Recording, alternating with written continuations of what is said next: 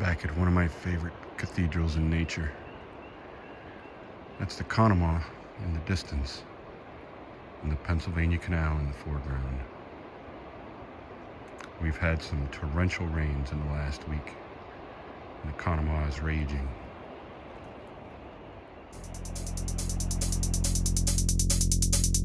Hello everybody, and welcome to this episode of your Pennsylvania Canal Hunter.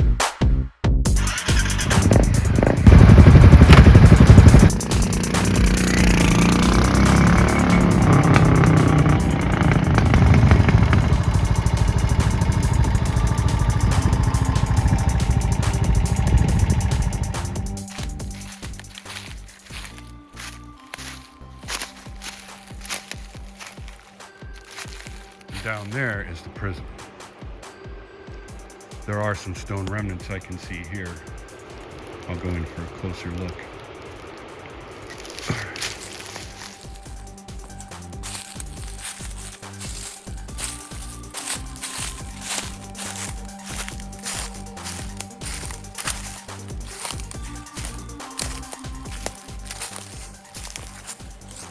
Here are some of the stone remnants that I mentioned in the towpath bank. There are some more here. So there's no doubt that this was the Prism.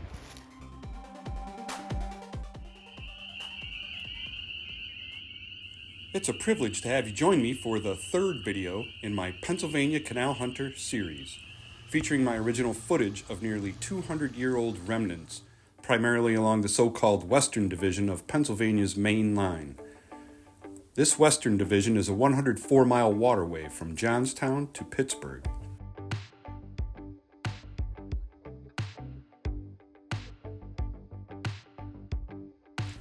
I've also visited some sites along the other two canal divisions and the two railroad divisions of the main line, which combine to connect Pittsburgh all the way to Philadelphia.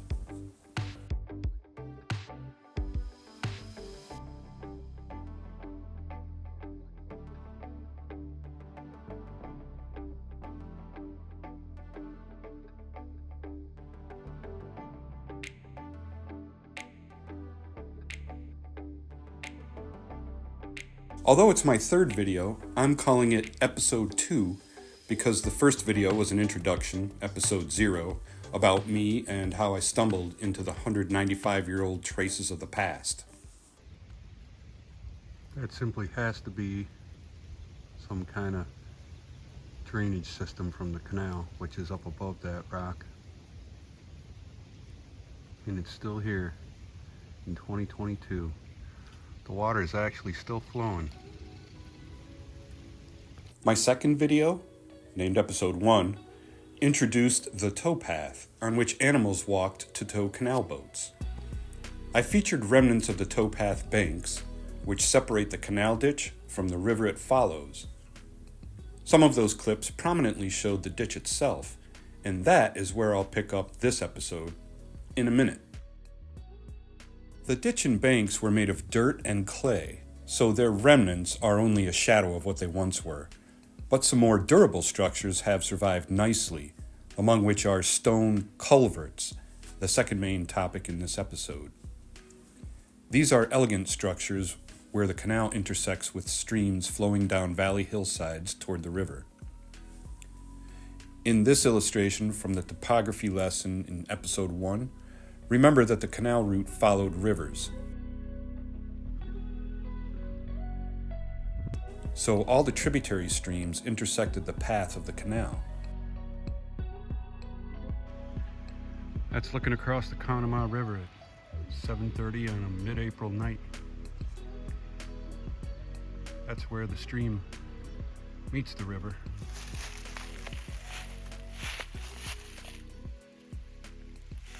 Tracing it back toward the culvert. There it is.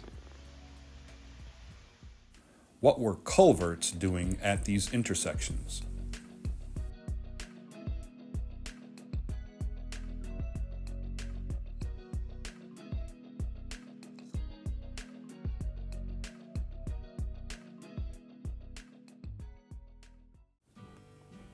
Now let's begin the first topic.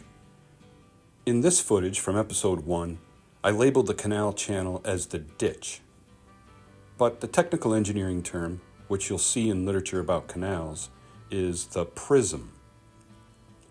Why?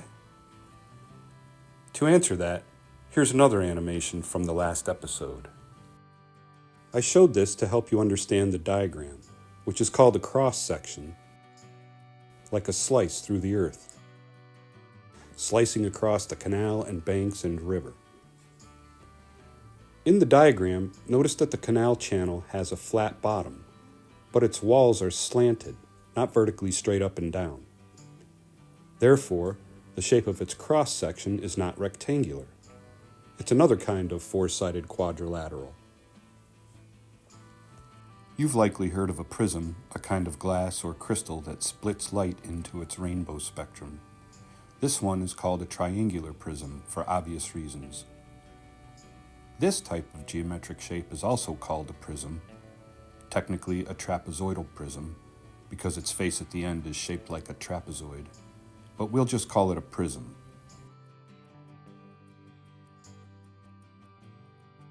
If you flip it over, it represents the geometry of a canal ditch, and that is why canal people long ago called the canal ditch or channel the prism.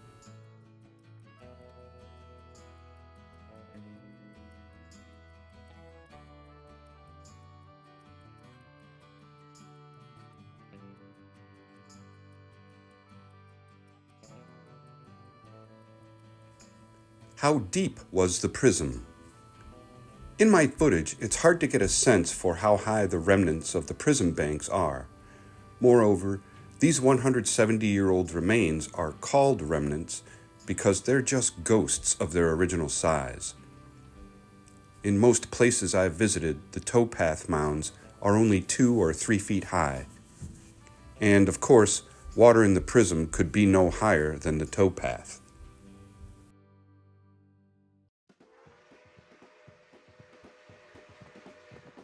Even depictions from the canal era don't really reveal the prism depth.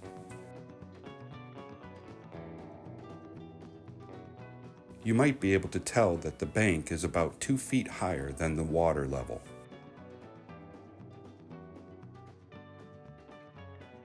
A 2-foot clearance of the towpath above the water level was specified in historical documents from that era. Such design plans specify that the water must also be at least 4 feet deep. So, in their time, the banks rose 6 feet above the floor of the prism. That's a lot higher than 2 or 3 foot remnants today.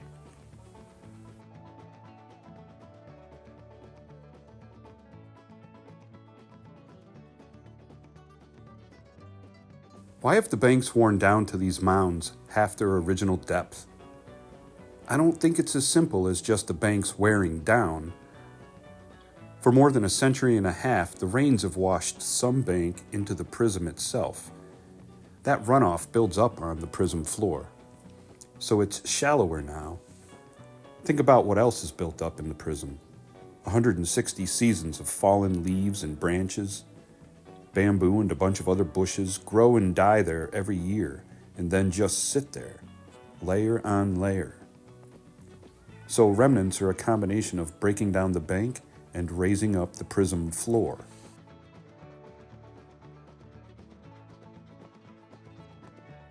I've seen a unique remnant which really got me thinking that the prism floors were once a lot lower. In this clip, I describe a small stone-lined opening to a drainage tunnel through the towpath bank. I think you'll see that generally it's a lot lower than today's ground in the prism. I haven't seen any description or illustration of this kind of structure, so I'm not positive, but I think it had to be at the original bottom of the prism, like a drain hole. That means the height from the hole to the top of the bank is a pretty good hint of how high the towpath bank was above the bottom of the prism originally.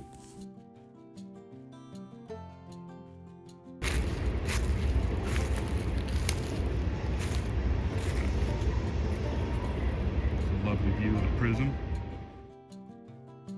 Here, the prism is about 2 feet deep, generally. In both banks, there's stone wall remnants you can notice as the video plays. Parts of the walls seem close to the tops of the bank mounds, like the walls protected the mounds from erosion by decades of rain. I'm not saying stones haven't been removed from the wall tops, but if they haven't, the banks are close to their original height. That would mean we're looking at the top 2 feet of the banks, and the prism floor would have been 4 feet lower here.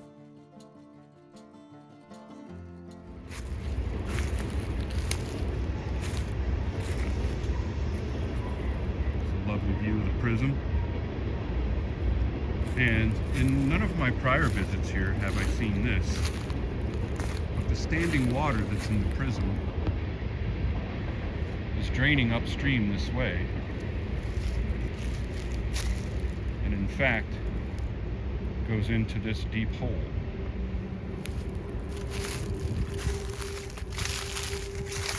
And it is quite deep.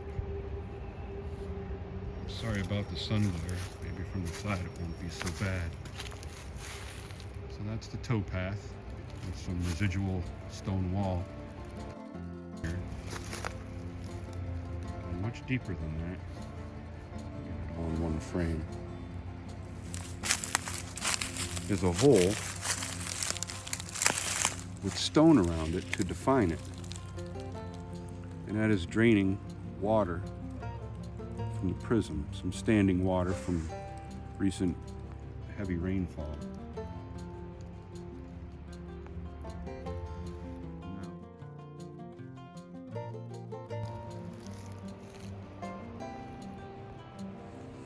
All right, so once again, there's the prism. Down here is the large hole, which the 1992 study calls a waste gate. We're going to walk to the other side of the towpath now.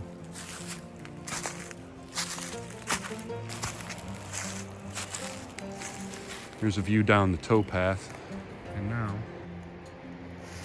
we'll go and look on this downside of the towpath.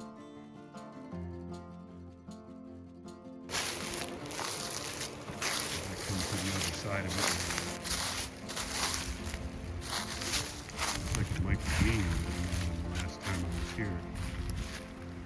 But obviously that opening out of which the water is flowing is constructed. And given that there's a stream coming there, I don't think there ever was another block there. I think this was intended to be a so-called waste gate. Future episodes will include much more about prisms, like theory calculations, their designs, construction, and operations. These aren't just ditches with dirt banks, and that's why their remnants have survived 2 centuries of weather and wild growth and can still hold water, at least where later construction hasn't obliterated them. But now it's time to introduce you to the second topic of this episode, culverts. These actually had to be constructed before the prism, as tunnels buried beneath it, to carry streams that would otherwise wash into the prism, flooding it, overflowing and wrecking towpath banks, and carrying material that would clog the flow of water and boats in the prism. We see culverts all the time, we just don't recognize them as such. Here's one a couple blocks from my house. Nice ornate stonework. Its purpose is simply to get water underneath that walkway. One reason we don't realize how common they are is because our perspective is on the walkway or the roadway, and we don't think from the perspective of the water. We think of this as a way to cross over the water. What a culvert is a tunnel that gets the water underneath the impediment of our sidewalk, our railroad tracks, and it keeps it from building up and forming big puddles, standing water, swamps. There's another one just down the tracks. That's a way for water to get under the things that we build in front of it.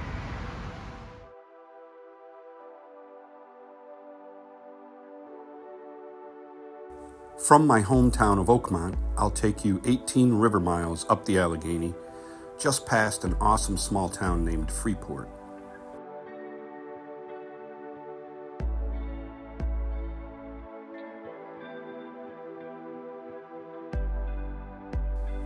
Here, the last major tributary flows into the Allegheny River, at the mouth of the Kiski-Manetis River, the Kiski for short.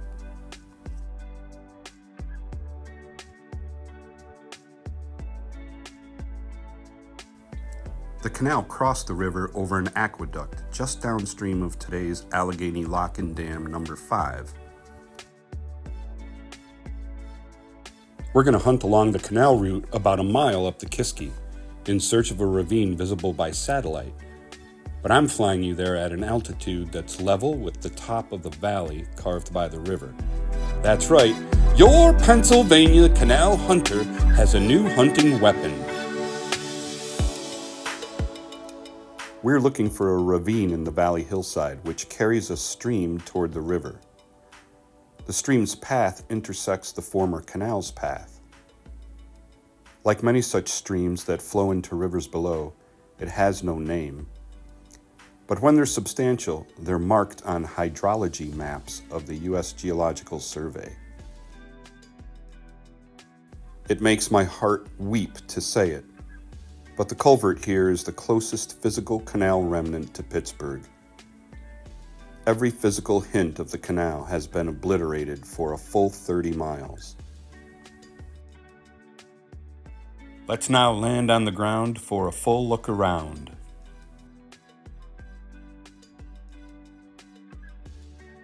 And here's what we've come to see.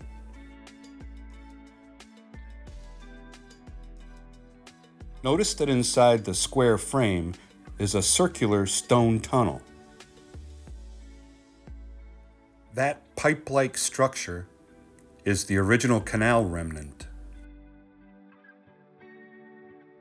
It was so sturdy and perfectly built 195 years ago that decades later, when railroad was built on the canal bed, they just kept it in place and only added the square framing on the outside. It's still flowing today beneath this long-abandoned rail bed.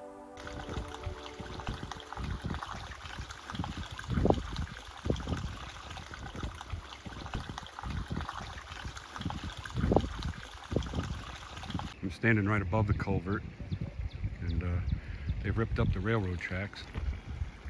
But if I understand the 1991 study, this was the towpath. Here's a look up the ravine that I just panned by. And just to the left, here I've stepped into the ditch where the water meets the rail bank.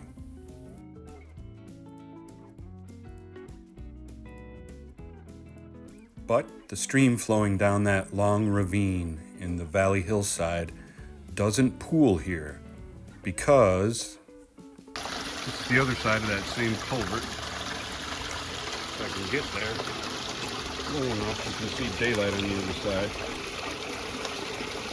See the opposite end of the culvert. Still plenty of water.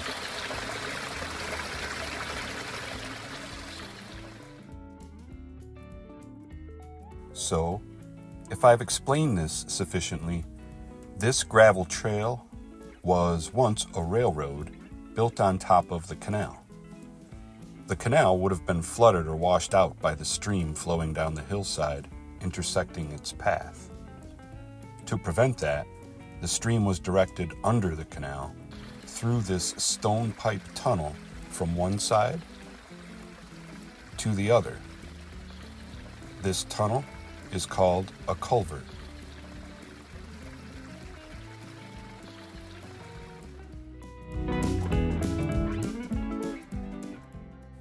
When a stream flows across the path on which you want to build a canal, there's nothing practical about rerouting the stream over the canal. How about through it? Streams carry sediment and debris that would build up in the prism, not to mention how turbulence or floods would damage the banks. So a culvert is built before constructing the prism. If we were to slice through the earth along the culvert lengthwise, the cross-section would look like this. Boats would float in the prism, in and out of the screen, while the intersecting stream would flow beneath the canal, left and right, within the culvert tunnel. Of course, then, culverts must be built before constructing a prism, which means we can't appreciate the remarkable craftsmanship of the tunnel. And the buried tunnel isn't the first thing we would see. Instead, we see the openings at the ends of the tunnel, and builders often took great pride in making these facades attractive. You've already seen some examples in my footage, and here are two again from the Western Division, just downstream of White Station on the West Penn Trail. You can hear some audible water flow up there.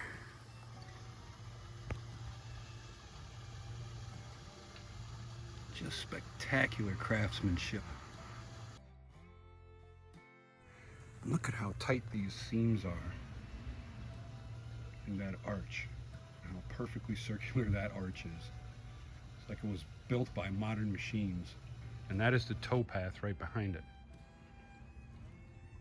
This is a beautiful remnant, and I'm kind of surprised at how large the stones are, since these were built with no machinery.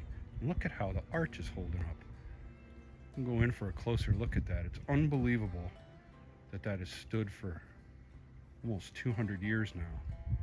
What a brilliantly designed and brilliantly chiseled stone. And there's the culvert, the canal culvert. Let's go in for a look. Again, this spectacular craftsmanship just astonishes me. How perfectly round that is, and how beautiful those seams are. 200 years ago. Dug and fashioned and laid by hand.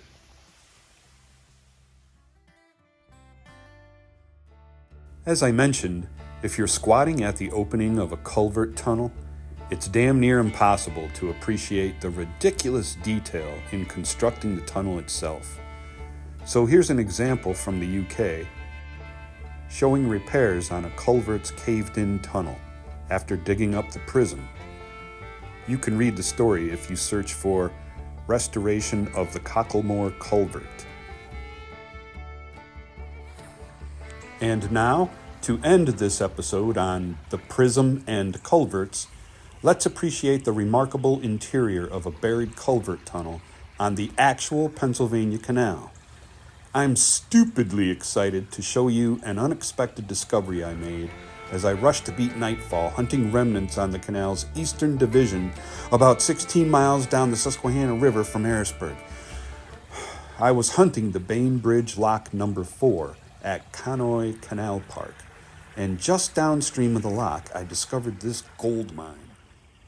Seems too good to be true. There's water flowing down the prism here, but there's also some coming through a culvert over there, and that is definitely canal era culvert work, although it looks like bricks. I've definitely seen culverts lined like that. There's even evidence of timber, I think, on the floor maybe. Let's see if I can get a closer look there. Right below this wall. This really gives a great visualization for how the culverts were built beneath the canal surface. So I bet the bottom of that upper stone wall was the bottom of the prism maybe. And 4 or 6 feet below that is where they dug the culvert tunnel. And holy bonus, it goes into a culvert tunnel right here. That stone cracks me up. It looks like brick, but it's not.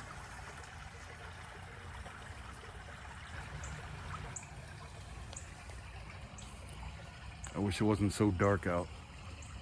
I'll go exploring up the prism that way a little farther. There's definitely stonework off to the right of that extant wall. But down that way is where the lock is, so I gotta hunt through these thorny thickets, see if I can get a better view of them. That's the towpath bank.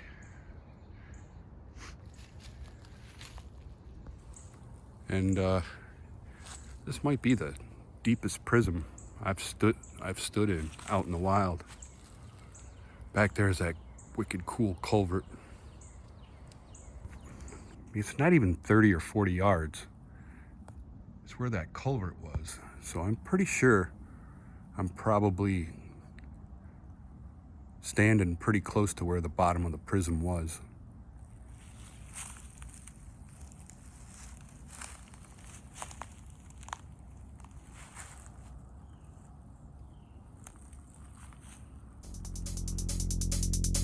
And that teaser, showing a towering 200-year-old stone canal lock deep in the woods near a mighty river, is where, with my unspeakable gratitude for your stamina and interest, we conclude this episode of Your Pennsylvania Canal Hunter.